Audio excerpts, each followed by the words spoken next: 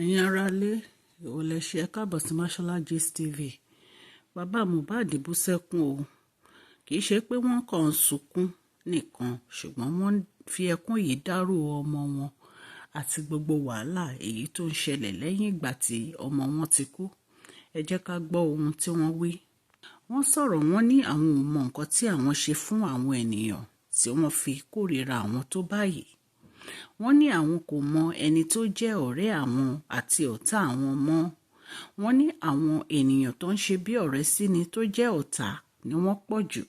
Wọ́n ní kí ló dé tó jẹ́ pé àwọn ènìyàn ń po ìkọ̀ ìbànújẹ́ fún àwọn ní ojoojúmọ́. Wípé kí ni àwọn ṣe tí ẹ̀ṣẹ̀ àwọn fi pọ̀ tó báyìí. Wọ́n ní wọ́n tún sọ pé àwọn kọ́ ni àwọn bí Mohbad báyìí.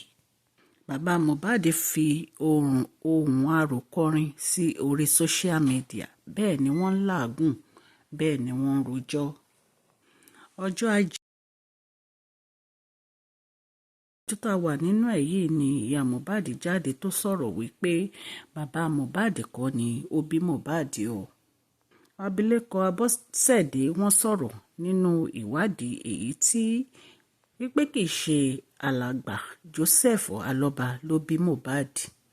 Wọ́n ní ọkọ àwọn tẹ́lẹ̀ òun ni àwọn bí Mohbad fún o, wípé kì í ṣe Joseph aAoba ni àwọn bí Mohbad fún.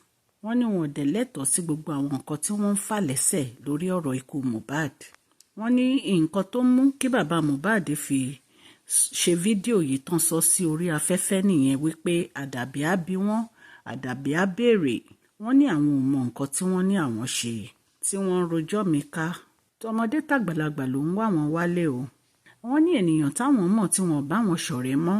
Wọ́n ní àwọn ò tiẹ̀ wá mọ ọ̀tá àwọn àbí ọ̀rẹ́ àwọn. Wọ́n ní ẹ jẹ́ ká máa ṣọ́ra ṣe nínú ayé yìí o, àti gbogbo nǹkan tá a bá ń ṣe.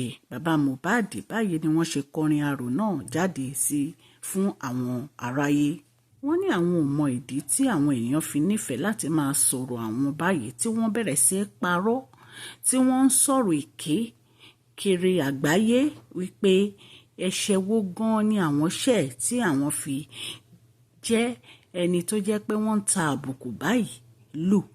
Wọ́n ní ọ̀rọ̀ ìlara àti ọ̀rọ̀ ẹ̀gàn ni gbogbo ọ̀rọ̀ tí àwọn ènìyàn ń sọ sí àwọn. Ẹ̀yin ènìyàn lé ẹ rántí pé ọjọ́ 12 2023 September ni olóògbé Mohbad ilerioluwa ló jáde láyé. Ọjọ́ kejì ni wọ́n sìnkú rẹ̀ sí àdúgbò tó jẹ́ pé àwọn ọlọ́pàá gbọ́ nípa ikú ọ̀dọ́mọdékùnrin yìí tí wọ́n ní pé ikú rẹ̀ kìí ṣe ọ̀dọ̀ àti Ọlọ́run wá, tí wọ́n fi lọ wú òkú rẹ̀ padà láti bẹ̀rẹ̀ sí ṣe investigation lórí ẹ̀. Oríṣiríṣi ọ̀rọ̀ ló jáde lẹ́yìn ìgbà tí olóògbé ti kú, èyí tí a dẹ̀ mọ̀ wípé àwọn ìjọba wọ́n ṣe ìwádìí lórí ọ̀rọ̀ ikú Mohbad. Lẹ́yìn ọ̀rọ̀ yìí ni wọ́n na ìka àbùkù sí ìyàwó olóògbé Ọmọwùmí aAoba. Wọ́n ní bàbá olóògbé èyí tó jẹ́ Joseph aAoba ní àfi tí wọ́n bá ṣe àyẹ̀wò fún ọmọ olóògbé èyí tó ń jẹ́ DNA káwọn tó lè gbà kí wọ́n sin òkú olóògbé. Wọ́n ní tí wọ́n bá ṣe DNA àwọn ò ní gbà wípé ọmọ àwọn nílé àmọ́ èyí tí olóògbé bí kalẹ̀ kó tó di pé ó jáde láyé. Títí di àsìkò yìí àti rí èsì àyẹ̀wò DNA èyí tí àwọn ọlọ́pàá ń ṣe o. A sì ń dúró de èsì àyẹ̀wò DNA. Èyí kò jẹ́ kí a mọ irú ikú tó pa olóògbé, ṣùgbọ́n oríṣiríṣi ọ̀rọ̀ ni àwọn ènìyàn ń sọ. Wọ́n rojọ́, wọ́n sọ̀rọ̀. Èwo la fẹ́ dìmú gan nínú gbogbo àwọn ọ̀rọ̀ yìí? Ní oṣù tó kọjá yìí ni alàgbà aAoba wípé ìyàwó Mohbad ó fẹ́ pa òun o, wípé àwọn mọ̀ wípé ọmọ àwọn ó ṣì ìyàwó fẹ́ ni, wípé kì í ṣe irú obìnrin tó yẹ kí ọmọ àwọn fẹ́ nìyẹn.